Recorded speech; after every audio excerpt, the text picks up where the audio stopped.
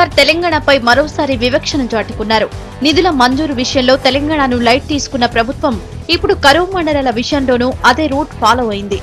మొత్తం 7 జిల్లాల్లో 119 మండలాలను కరువు ప్రాంతాలుగా గుర్తిస్తే అందులో తెలంగాణ జిల్లాల్లో 5 మండలాల్లోనే కరువు ఉందని తేల్చింది.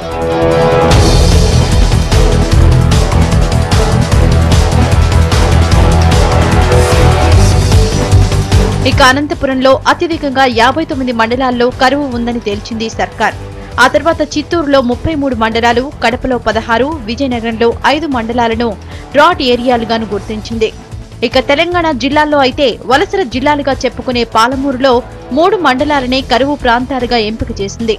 ఆ తర్వాత మెదక్లో 2 మండలాలను కరువు ప్రాంతాలుగా తేల్చి మమ అనిపించింది. ఇక చివరగా నల్గొండ జిల్లాలో మొక్కుబడిగా 1 మండలాన్నే డ్రాట్ ఏరియాగా గుర్తించింది.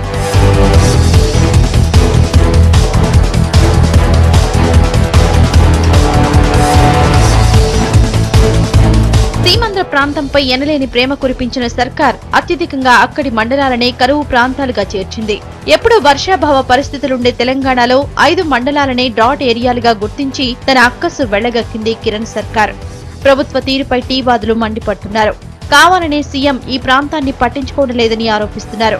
ఏకంగా సభలోనే సీఎం తెలంగాణకు ₹1 కూడా నిధులు ఇవ్వనని చేసిన ప్రకటనను టీవాదులు గుర్తు చేస్తున్నారు.